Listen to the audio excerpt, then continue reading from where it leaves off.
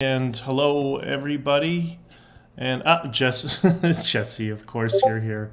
I'm assuming you're here with Rocky. Hold on, let me just shut down Discord.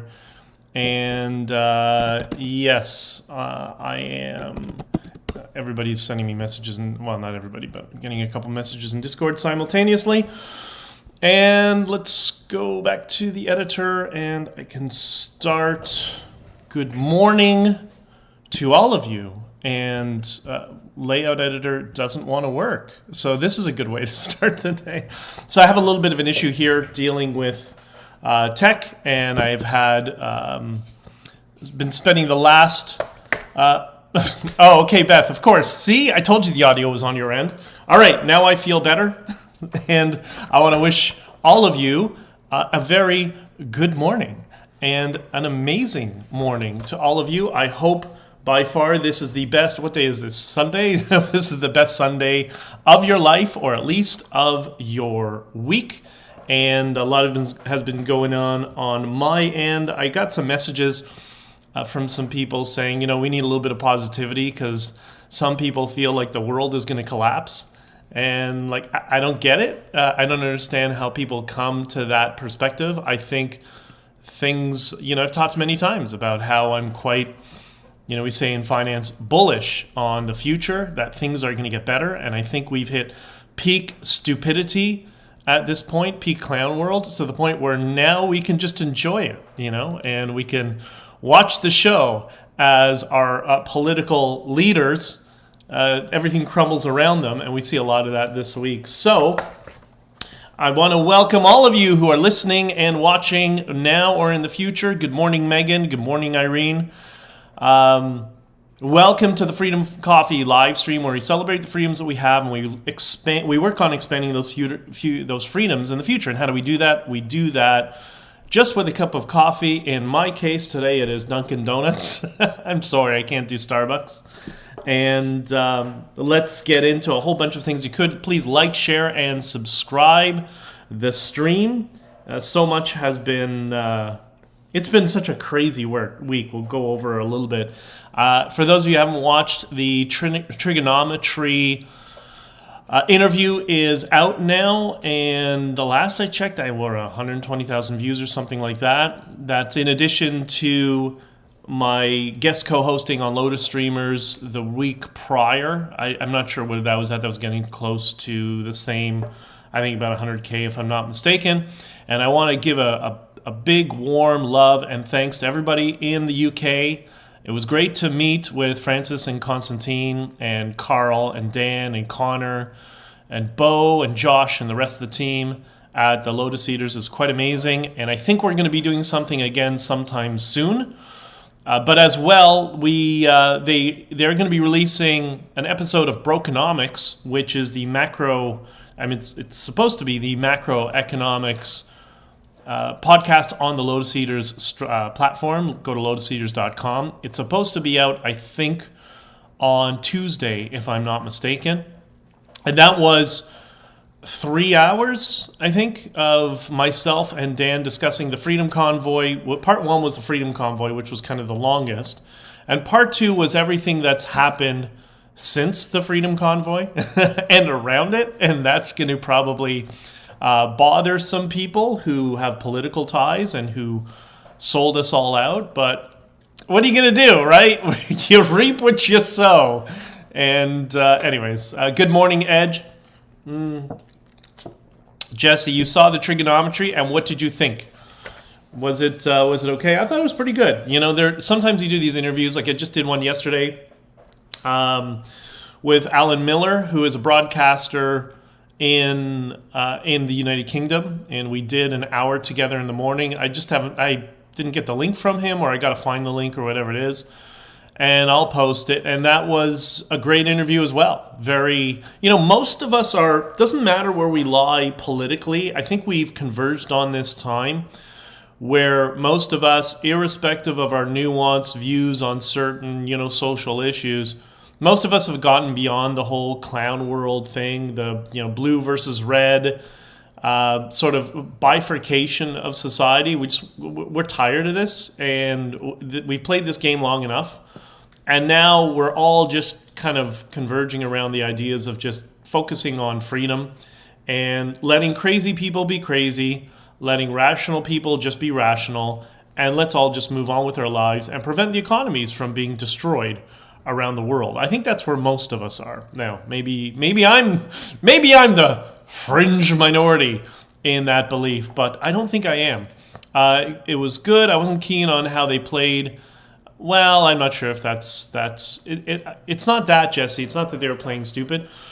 They were just trying to, they're trying to do a little bit of devil's advocate as much as possible. But I think they're pretty much, again, we're pretty much aligned in many things, causes around freedom and understanding all sides of things. But if they don't, push back a little bit, then people will just, it's bias, and they're trying to fight not only external biases but their own biases, right? So that's kind of what real journalism is. I thought that was pretty good. So if you haven't checked it out, watch the trigonometry interview, and I promise it's a good one, and you'll enjoy it. And also check out Scott Adams' interview, which was a few days prior to that, and that was an excellent interview. It's very insightful.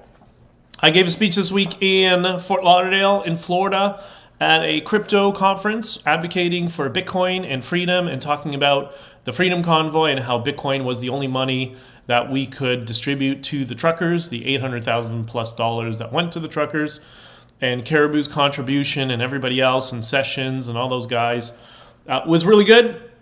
And at the after party, the host, the company that hosts is called Flux, the host of it, I guess he's the CEO of the company, had said to me that, your speech really had an impact and reaching people. The whole premise of what I was talking about is much like we have to put an end to the bifurcation of, blue versus red, taking on an identity from a political party, which is just crazy. Not only do we got to put an end to that, we got to do the same thing in the Bitcoin space. People are going to do crypto projects. People are going to, in some of our opinion, waste their money or lose Bitcoin or just do whatever. That's fine. That's up to them. People can spend their money however they want, but we all have to agree on the principles of freedom and the principles to be able to do whatever we want without having the authoritarian boot on our throats. So I think that worked out well. Last thing is, I am, for those of you who are fans of America Latina and South America or Central America, I will be speaking in El Salvador at Adopting Bitcoin. It's a conference that's occurring in November 7th and I think it's 7th and 8th if I'm not mistaken, or 7th, 8th, 9th, something around then. So if you have ever wanted to explore El Salvador and you wanted to come down to San Salvador, this would be the time. There's going to be a lot of people from around the world there for the Adopting Bitcoin conference, and it should be lots of fun. I'm very much looking forward to it, and I appreciate the invite from the folks at the Adopting Bitcoin conference. So a bit slow with dealing. Okay, fine. Good morning. Okay, everybody's saying good morning. So I'll catch up with your comments in a few minutes. Has there been any news in Canada regarding Nazis? It's so crazy. I was watching one of V's videos today on the lunacy of the Canadian Parliament and how nobody in that room has the most basic understanding of history and who the Allies and who the Axis were during World War II. And I can confirm from having met many of our parliamentarians, there are a few good ones who are really good and really bright. There's no question. But most of them are the stupidest people you ever meet in society. They're just really dumb. But they're like salesmen, right? They're like the idiot salesman, not the talented one. They're the idiot salesman who can never make money in sales, but they put on a suit and they can dress up and mimic a salesperson. That's who most of your politicians are. Not all. Again, there are a few good ones, and it's not limited to party. There are people equally concerned in other parties that are trying to fix things behind the scenes. But most of them are complete airheads. So Trudeau is not the cause. Trudeau is the symptom, which is why I get a little bit frustrated when people just go, Trudeau, Trudeau, Trudeau, Trudeau. You think Trudeau gets out of office, the problems are solved? Unfortunately, there's something called reality. And yeah, things will probably improve. Probably, I guess. I don't know. Did Doug Ford improve things in Ontario? He did a couple of great retail policy things, like removing the sticker requirements for license plates and stuff like that. Like, okay, those little fringe benefits that are great, but his overall policy is all left wing. He's more left wing than Kathleen Wynne was, because that's what the Uniparty does. It goes in the direction. But what's interesting is about this whole Nazigate thing is one thing you have to admit. The truth is, Canada is a very, very inclusive country. we include jihadis, we include Khalistanis, we include actual Nazis. I'm sure, I don't know, do we have any narcos and drug cartels? Like if Pablo Escobar was around living in Canada today, he'd be running for office. he'd have a cabinet position in modern Canada. Like that's how ridiculous we are. And what I'm really concerned about is how are we going to top Nazigate? Like all the Uniparty political class does, they seem to just accelerate the absurdity. And I'm trying to think, what is the next level of stupidity that they... And by the way, and this is an important issue, the guy wasn't a Nazi. Well, he was. But he's the Waffen SS. And if you know anything about history, how severe that is. The Nazis were bad. But the Waffen SS were like the criminal empire of the Nazis. It's not exactly that. I'm trying to give an analogy. But they are the most extreme volunteers. They were the guys like, yeah, can I go kill people in concentration camps? Please let me do it. I'm desperate to do it. Like, that's what the Waffen SS is. That's what this motherfucker is in the wheelchair. Sorry, no sympathy. No sympathy.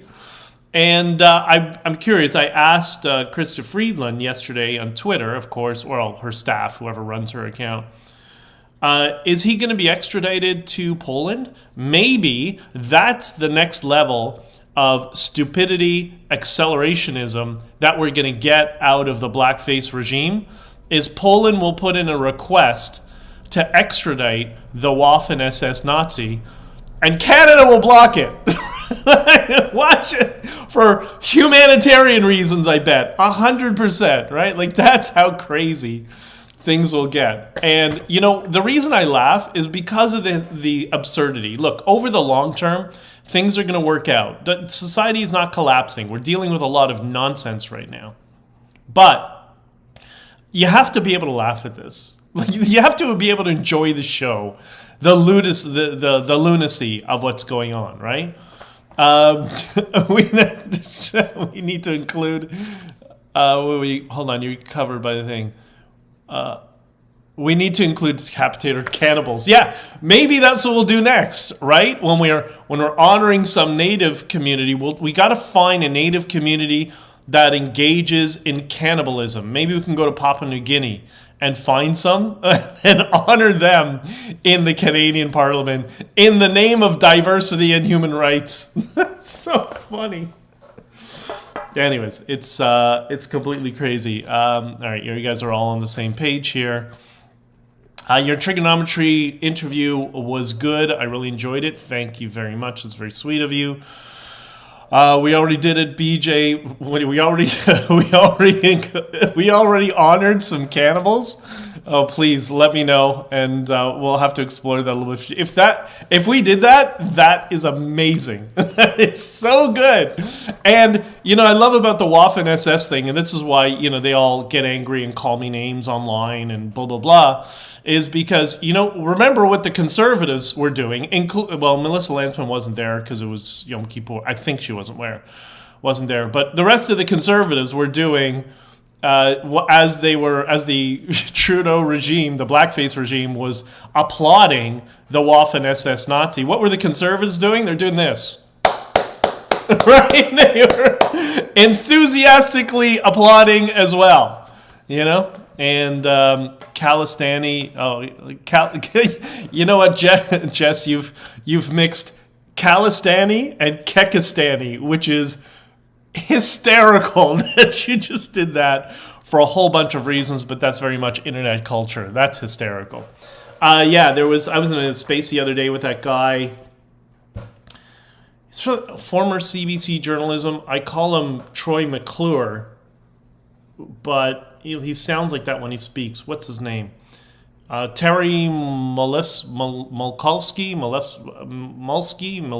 something like that. Talking about the Khalistanis. And, for somebody who runs cover for the Liberal Party, he was pretty reasonable.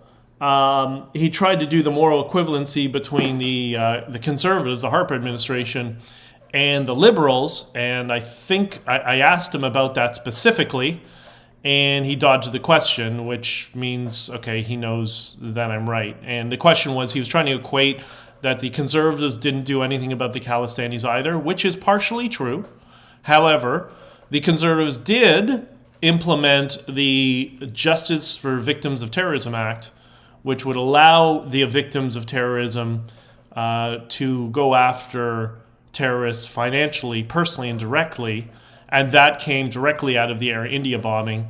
Whereas the Trudeau regime, as soon as they got into power, they basically laxed all the laws around charity reporting in Canada, which is why Canada is now the number one country in the world for money laundering, which is another thing he completely ignored in my question. But, whatever. But for CBC, for a CBC personality, he was reasonable. And that's good. We need to see more people like that being reasonable. And when we are, we got to congratulate them for being reasonable and honest and, somewhat honest and stuff. So that's how you encourage, legacy media, CBC, to kind of move over. Either that or you just ban them from everything like I did at the Freedom Convoy.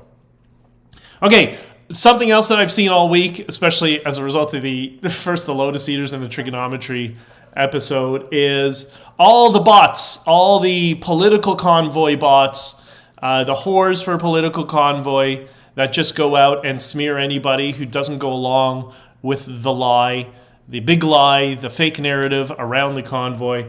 So what they do anytime myself or anybody else gets any sort of momentum, then they just go out and they basically copy and paste the same comment over and over again.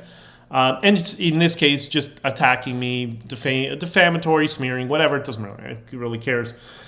But it brought me to think about something interesting that maybe people don't realize, that this is what goes on politically behind the scenes, because this is part of political strategy nowadays. And that is, you'll notice these troll comments that come out. What do? They just make up total fabrications. Like, they're not even remotely close to factually accurate. And they do that for a reason. So they push these false fabrications, and they do it repeated. That's why they copy and paste, and use multiple social media accounts, whether it's on Twitter or even Google accounts, whatever, on Facebook. The reason they started doing this towards the end of the convoy, copy paste, attacking BJ, and then spinning the false narrative of, the people who they tell you who started the convoy, but which is not actually true. Bridget Belton can expand on that, and she can tell you how the convoy started with specific detail, actually, with a lot of detail. She's quite good at that. So that should be your signal that what she's telling you is accurate. But the reason they do this is they want to introduce what's called narrative poisoning. That's what they've been trying to do since convoy, since the Freedom Convoy. And this happens on the left and the right. So narrative poisoning, to explain to you, is, an example of narrative poisoning on the political left would be safe and effective, right? How many times did you hear that certain medicine for a cerveza-related virus was safe and effective, and you heard the same phrase over and over again, safe and effective, to get your subconscious to accept it and then parrot it, right? We see the other thing, which was Build Back Better. Build Back Better is a good example of narrative poisoning, right? Getting people to buy in and regurgitate this phrase over and over again. Build back better, build back better. Well, you see this on the right? The convoy hero, the convoy hero. You also heard this term, which never occurred during the convoy, was the deal. We had a deal. That word deal was never even used in Ottawa. It was, when they came to me, when the lawyers came to me, and we're going to talk to the city, I said, no, you're fucking not. Get out of my office. Go get money, because we need to get money to those truckers. That was it. We don't need any of your ideas, right? You're the lawyer. Sit down and shut the fuck up, you monkey. And that was Keith Wilson, basically. So what they'll do is they'll just, through repetition, we talked about Nazis, like Goebbels, or Edward Bernays, who really who discovered this area of marketing and branding and propaganda. They'll just repeat over and over and over again this narrative poisoning and try to get as many people to adopt this. That's what they've done with the lie around the convoy. And then eventually you or people around you will start repeating this over and over again. Scott Adams talks about that, how people's opinions are primed. And that is very true. It's on things that we really know about, that we're passionate about, like I'm passionate about cars. It's very difficult to introduce something, at least in my opinion. It's very difficult to introduce narrative poisoning, because so much of my life I've learned, read, came up to my own conclusions, did my own stuff, whatever. I think it's difficult when you have something that people are kind of passively engaged. Things that are in the news, that's passive engagement. That's what fake news is made for people who are passively engaged and not thinking. That's why it's so easy to insert an opinion, because they don't really care either way. They're focused on other things in their lives, right? It's also a tactic that Wilson used, this tactic of lying to people. There's the second reason the tactic of lying to people is useful to people in the political class. And you saw that, during the POEC, during Keith Wilson's testimony, is they will, and the the following Twitter space where he... We'll get into that another time, because this has become important, but repeated the claims, which were completely false and fabricated. Because if you can't win a debate, what you want to do is poison it, so then nobody can come up with a conclusion, and it devolves into a he said, she said argument. That's what Wilson does with, every conversation he's in, every interview he's in. You can see it repeated over and over again. It's the same pattern every single time. Once you're losing the debate, just fabricate something, make it completely false. Doesn't matter, because now the recipients who are watching will just be confused and can't come to a conclusion on either side. Rocky just had his freedom coffee. Rocky's drinking coffee now? Is coffee good for a bird? I don't know. Rocky seems pretty awake. But okay, Jess, I have an important question for you. Very important. How does Rocky take his coffee? Is it 2 cream, 2 sugar, sweetener, black? What is it? Jesse says Wilson's a broken tool. Yeah, he's irrelevant at this point. These people in the political class, they're all slaves. That's why I call them monkeys. They're just slaves to an establishment that tells them what to say and what to think. And, I could see the signs of it in Ottawa, but I didn't really... there's all the things going on around the scenes. I caught a couple of people lying to me, and they didn't realize I was trying to trip them up in their lies, but, kind of took a couple of notes that, okay, she's lying to me, he's lying to me, why? And you develop these hypotheses ongoing, and it's in the fog of war, when it's always chaos. It's go, go, go every minute, and then interview to interview to chaos to problem and whatever. It's difficult to have the time to kind of, I would do that in my bed. I'd lie down in bed when I go to sleep, and I'd just kind of review the day And I'd think to myself, okay, this person lied about this person lied about that, this person is aligned with this group. What's going on? And trying to fit it together. But in the fog of war, it's really difficult. And that's why special thanks to Diverge Media and Greg, who's done this deep dive and is putting everything together. He took what I gave him and what he discovered on his own. And, he's shown me a lot that now it all starts to make sense. Sometimes you need an external person to kind of go at it from their direction and come up with things and say, hey, did you know this? Do you know how many times he called me and say, or messaged me and say, hey, did you know this? I'm like, no, I had no idea. I'm like, but that now makes sense. Perfect, So anyways, you'll see this a lot with comments around me. It's going to be the same comments over and over again, copied and pasted. That is their attempts at persuasion and reinforced narrative poisoning, reinforcing that people have bought into the lie of what happened. And the reason this is important, and that could look, the Freedom Convoy is in the past, but the reason this is important is if we don't address this issue and if we don't become more sophisticated in understanding how the political class manipulates all of us, things will never change. This is our moment for I can pull back the curtain for all of you and to show you how this entire mechanism works. And by the way, it is quite intricate and complex how it works as well, right? But this is the opportunity to show you guys. So, now, what is the cure for narrative poisoning? Because there is a cure. You can't cure everybody, but there is over time, and that's the key, a method of bringing people out of narrative poisoning. That primary cure is time, because once enough time starts to pass, we have this. We've seen this in ourselves. We all have this ability to look favorably on nostalgia, right? During the 80s, people complained about 80s music, but now you grow up. And it's like, oh, I remember that song when I was a kid, right? We become nostalgic for things of the past, and we bias towards positivity always, right?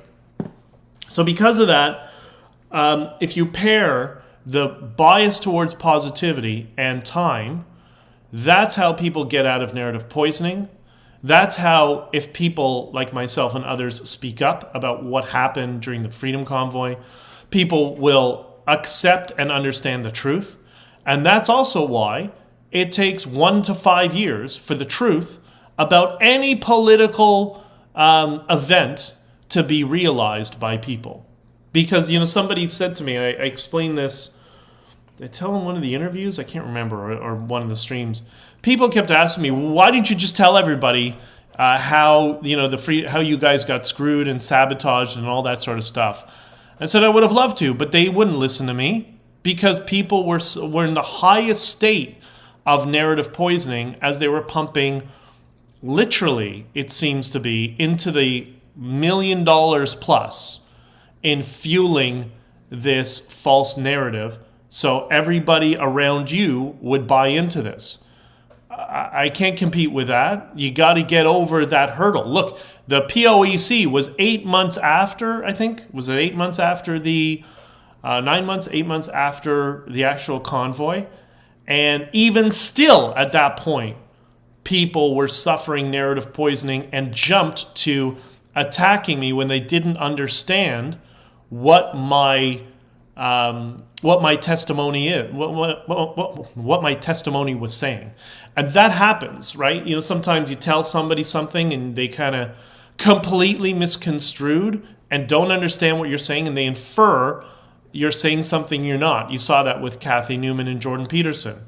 The "so you're saying" fallacy sort of thing. That's one of the 7 signs of cognitive dissonance. So it was too early. I knew I couldn't talk. I could maybe drib out a little bit of crumbs here and there. If the POAC was a year after, like an additional year, would have been so much easier. But it is what it is. How it's mine, Moses. Okay, fine. Anyways, so 1 to 5 years. We're not even 2 years into this yet. So we've still got 3 years and a bit for people to understand the truth around all this stuff, and it's the opportunity for all of you to understand the mechanics of political manipulation in Canada, which is what I'm going to try to do. Megan met Rocky when? You guys got together recently? All right, cool. Edge, then he drinks coffee. A small sip won't hurt once in a while. He really drinks a small sip of coffee. All right. we all need a pick-me-up in the morning, I guess. But Jesse, you know what you didn't tell me? You still didn't tell me how Rocky prefers his coffee.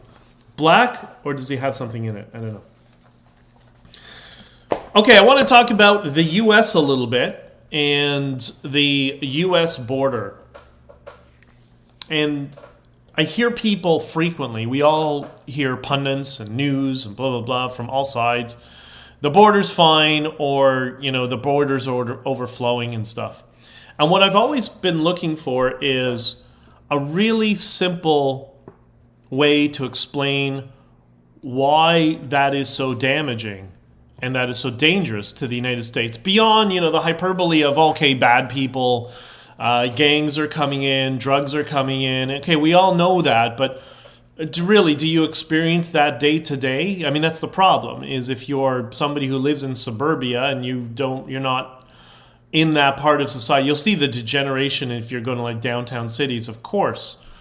But what's a really practical way to explain why this is so damaging? And I've learned something this week. He takes it regular, but today with pecan creamer. Okay, that's awesome. That's very funny. Okay, so the example that that somebody explained to me here, who I know, is somebody who goes from Arizona to Mexico on a regular basis. So if you live on one of these border towns, it's kind of like, forget what I always hate is the central casting depiction or the Hollywood depiction of what Mexico is, just because I've spent so much time there. I love Mexico. Mexico's amazing. And Mexico, like all countries, like the United States and like Canada, has so many different cultures within it. It's already frustrating when Canadians always say, oh, the Americans. Well, which Americans? People in Texas? Or people in Vermont? Or people in Miami? Like there's all these different subcultures in every country around the world. But we as Canadians, for example, and we're no different, every country does this, we like to think we're unique because we have diverse cultures. We have Quebec, we have, Albertan, we have cowboy culture in the West. And then we have kind of your New York type culture in the big cities in Toronto.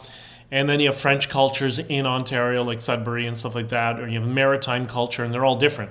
So you always when we look at our own countries, we think, well, we have diverse cultures, but all the Americans are X, and all the Mexicans are X. And we need to get a little bit more sophisticated to understanding their subcultures in all sorts of countries. And Mexico is one of them. I really love Mexico, despite the fact that they have a little bit of a narco government right now. That's an issue that everybody's struggling with, but it is what it is. Okay. So there are many people who live in the United States or sometimes in Mexico, professionals, that will cross the border daily or on a regular basis. Often they'll have family or friends in either side. And, middle-class people who own businesses or whatever. And what was explained to me is the border crossing is the main border crossing in Arizona. I can't remember the name of it. I didn't write it down. But for those of you who live in the West, you have border crossings like Coots is one of them that became famous during the convoy, right? And there's the border crossing in Vancouver that is used regularly in the same way. So depending where you are in Canada or the US, just kind of layer this in your personal experience in your region, right? So for me in Toronto, the border crossing that's most relevant in terms of land crossing, the equivalent would be going to Niagara Falls. So going to the Niagara Falls or Fort Erie border, crossing into the US. Okay. So normally when I go, or anybody trucking goes, much like when you're driving a car is a little different because you'll be more subjected to the highs and lows of the tourism industry or tourism season. But when you're in a truck, that's not really the case. There's a constant flow of transport all the time. So normally, when I go across the border, or truckers like myself and others go across the border, unless there's, Fort Erie lately is having a lot of problems, but in general, it's reasonable you're going to be in line waiting for 15 minutes to cross the border, right? You're in a line of trucks or cars or whatever. And, the people, the border agents are just trying to work through people as quickly as possible. And so you're in line for 15 minutes, just like when you're in the airport. You go to the airport, you're in line for 15, 20 minutes, sometimes a little bit longer if there's high volume. Again, that's tourist versus commercial. But it is what it is. In the case of Arizona and Mexico, the border crossing used to be a 2-hour wait. So imagine if you're going to Buffalo, and each time you have to cross the border in and out, you have to wait for 2 hours in your car, parked in a line to cross the border. That's a little ridiculous and could be economically prohibitive to the commercial sector. Well, that's what it used to be. And then the Biden administration got into office. And they've managed, they're going to reduce the flow of volume across the border into Mexico or into the United States. So they've managed to take the ridiculous 2-hour wait to cross the border, and they've managed to inflate it to 4 hours. So it's now 4 hours to cross one way. And the reason is because the processing of the mass flow of migrants who are from around the world, and most of them aren't Mexican. I'll get to that in a second.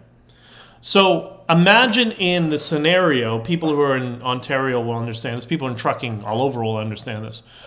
Imagine if I was trucking and I had to wait 4 hours every time to cross the border because of the flood of economic migrants, illegal aliens, you call them what you want, I don't really care.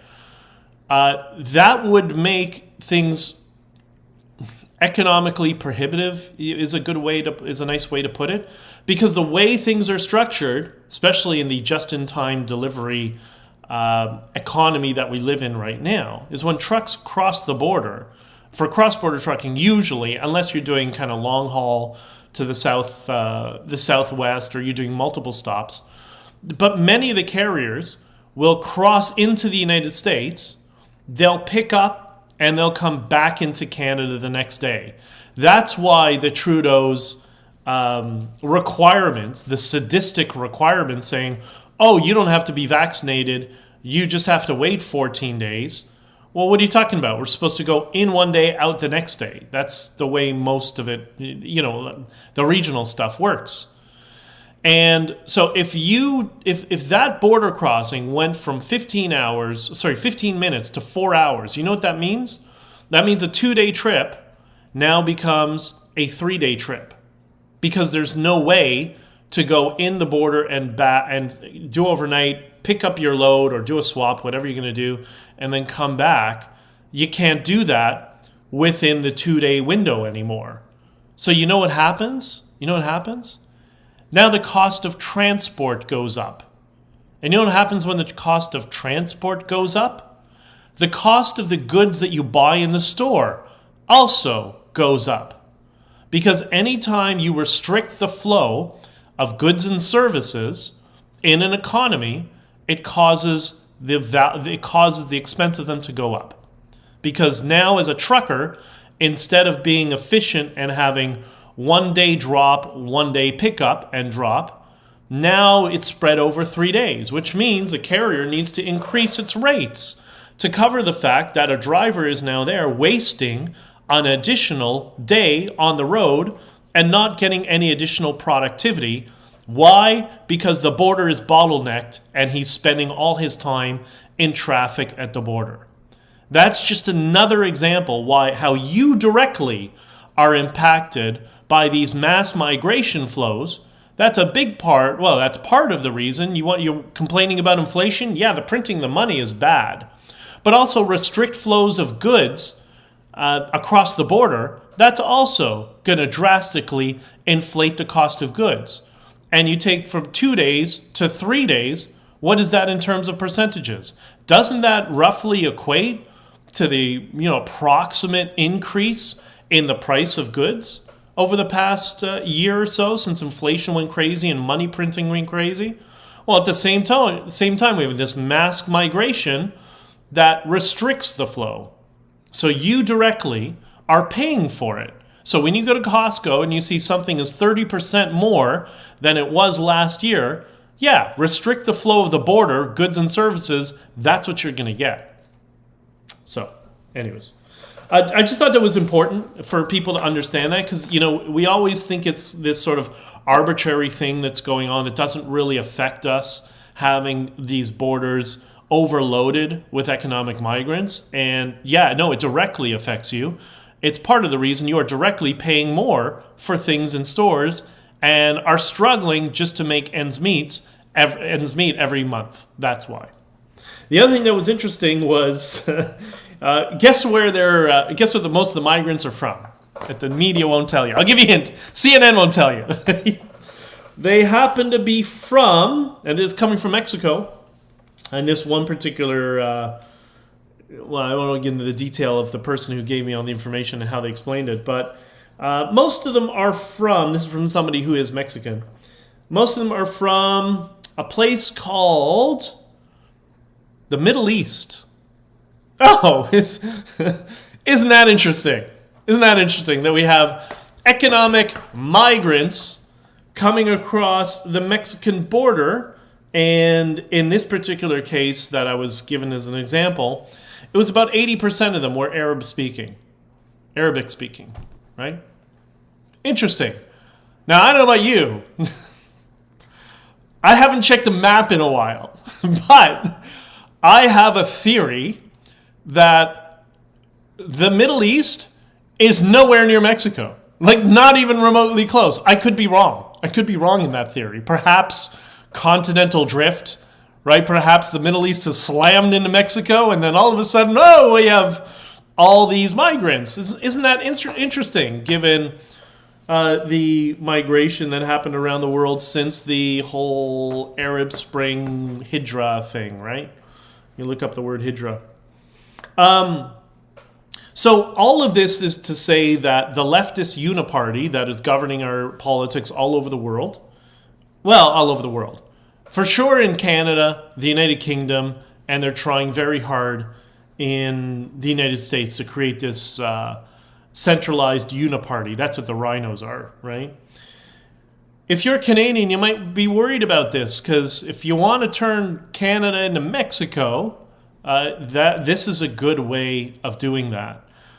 And it's really interesting, people, for the snobs who live in kind of my parts of town, the leftist snobs, the gender studies professors, the ones who think, communism isn't so bad.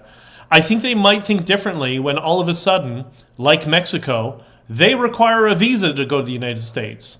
Yeah, all those trips to the museums in New York and stuff like that. It's going to be a little different when all of a sudden you require a visa to go to the U.S., right? So that passport that we have, that Canadian passport, which is very precious, that opens up the world and gives us, the privilege of having that passport. Well, what Prime Minister Blackface is doing a very good job at devaluing that passport and making it seem like it's a security risk around the world. And I think that's quite important. I understand the example you used. I wouldn't want to be accused of spreading misinformation. Commercial processing in Arizona is separate from tourism. Small businesses are the ones taking the impact. Yeah, it's the same thing in Canada as well. Like, when the tourism explodes during tourism season, yeah, it makes it much slower for cars to travel across the border.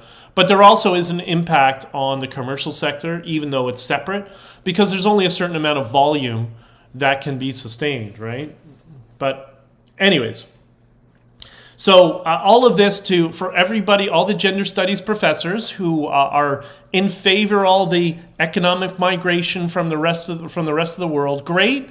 Well, good luck to you in devaluing the Canadian passport, and you get prepared for having to do a visa application every time you want to go see your beloved museums in Chicago or New York or whatever city you're thinking, because that's what you're doing, right? Shooting yourself in the foot, what the left always loves to do. And coupled to the fact that this is an additional cause that's causing goods and services to go through the roof, right? Anyways.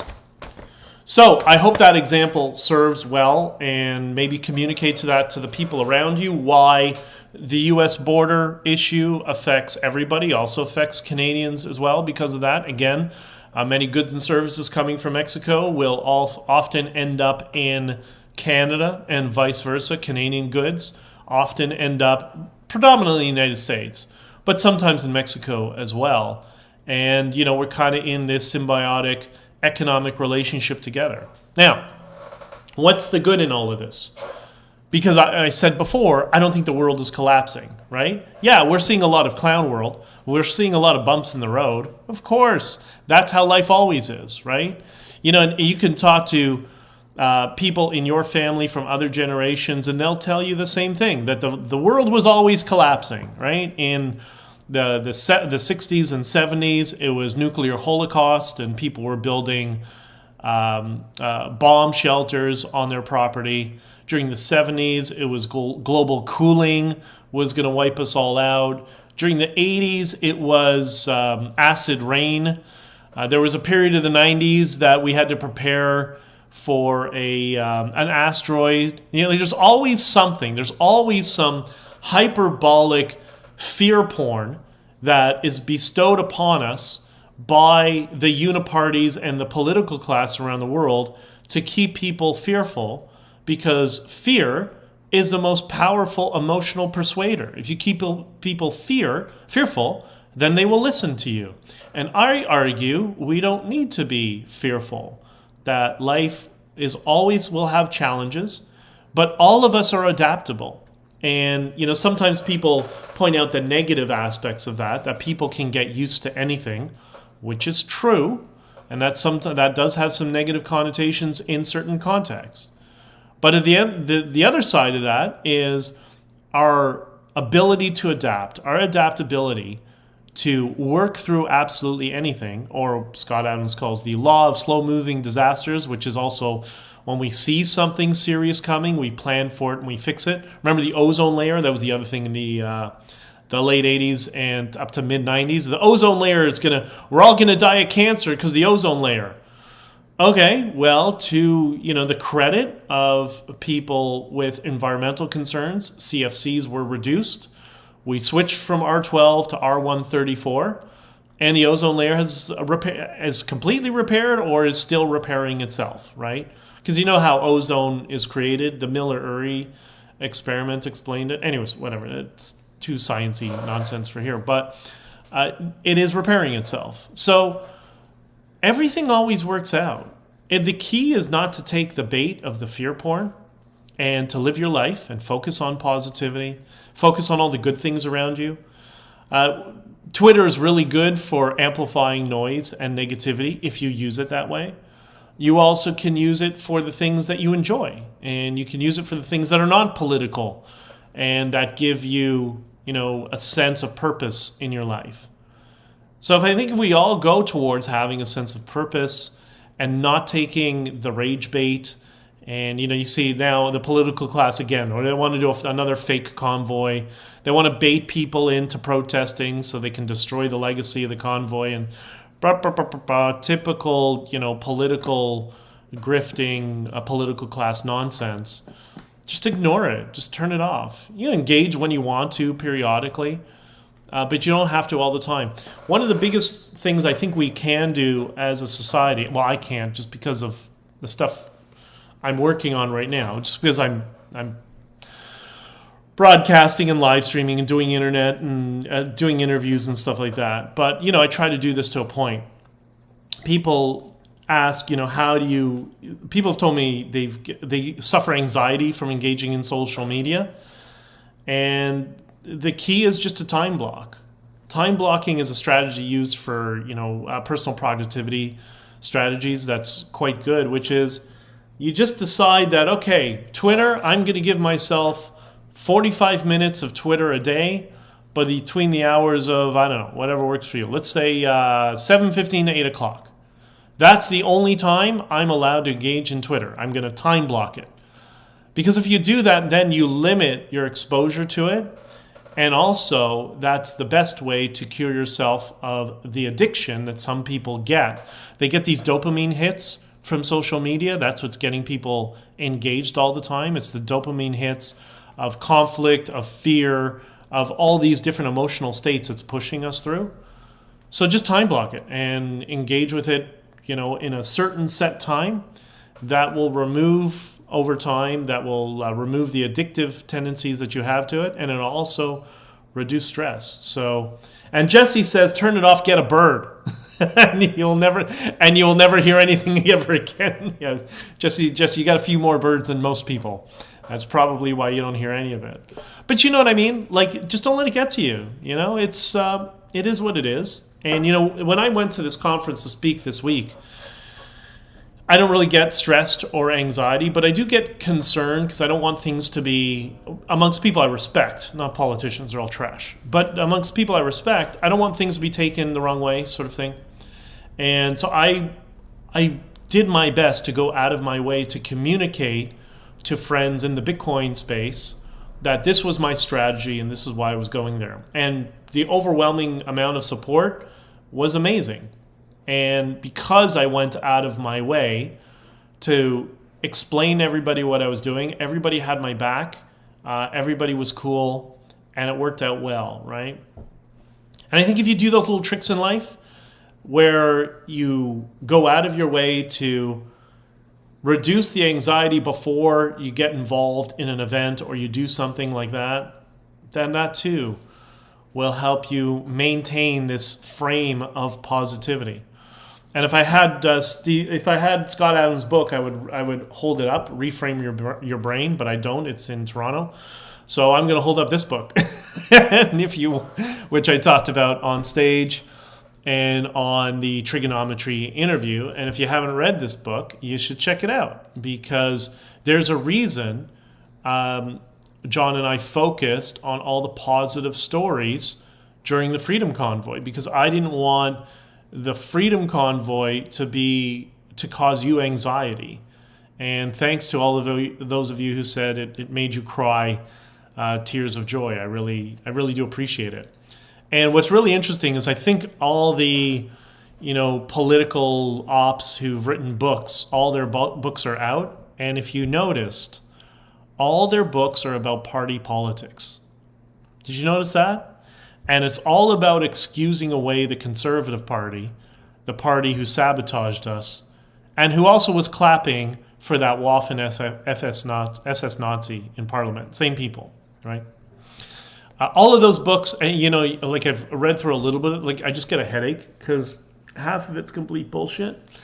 And some of the things some people said in those books were not only not even remotely close to the truth, but it's just being a mouthpiece for a political party. And I want to encourage all of you vote for who you want. And that's why people who vote PPC, I'm not going to give them a hard time, or CPC, I'm not going to give them a hard time. You vote for who you think is right in the moment in the election, right? But don't become a mouthpiece for a political party.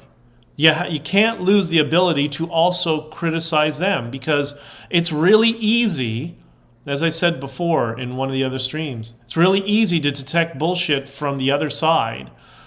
The challenge and the key is being able to detect BS from your own side. That's why I outed Rebel News when they took the exclusive story, the exclusive interview with myself and Tamara, and they buried it. They're the number one news story in the world. Thousands of messages per hour, maybe almost 10,000 messages per hour. They had the exclusive interview and they didn't upload it. They buried it because it's not a news agency. It's a political propaganda tool that sometimes they'll work within the party establishment, sometimes they'll work within the donor infrastructure, or sometimes they'll just be trying to generate donations for themselves with hyperbole. But that's not news, right? And listen, it's a business model. It's a business, fine. That's fine. Good for them. But that's why I want to explain it to you, because I want you all to see what's going on behind the curtain. And that's why this book here focused on all the good stuff, and I tried to shy away from politics, aside from the blackface regime, which froze all our bank accounts and had been making all our lives miserable for years and locked us in our properties, right? But other than that, I wanted all the good stories, the human stories. That's why, thank you, Luciano, for the picture. That's why I wanted, when I saw this cover, this is everything the Freedom Convoy was. It was people first. The trucks were secondary. It was all of us coming together. So, honkingforfreedom.com. Christmas is coming up, isn't it? Might be a good Christmas gift, especially if you have liberals in your family or who you work with. This is the year to get them this as a Christmas gift, because they will be primed to finally at least listen to what went on. And then that way we'll be able to persuade people over and understand the importance of freedom and respect for each other and free speech and all that sort of stuff. So, anyways. Okay, Jesse, so Canada gave the Nazi, he's a Waffen SS Nazi, that's important, an award in 2017. So what has he been known a while? Yeah, so he wasn't going to given it by Canada. It was given it to him by, he was given the Order of Merit by the Ukrainian-Canadian Association or something like that. Not directly by the government, but all of those NGOs are linked with the government. They all know people. So, they knew exactly who he was. And they just thought, well, we'll just slip him in because he's old and he was there. And maybe nobody will notice he's a Nazi. You're fucking crazy. That's how dumb these people are. They're so dumb. And it's so frustrating hearing those people repeatedly tell you, or you don't know how politics works. Yeah, but I understand how people work. And, I have this, I hear this from people in the U.S. when they say, liberals don't understand human motivation. I would extend that to anyone, political people don't understand human motivation, which is why they do the stupid things that they do. And those are the people who are running our governments. It's absolutely crazy. Okay, I'm going to be late. I got to run to a meeting right now in West Palm Beach. So I love you all. I got to cut it short. It's almost an hour now.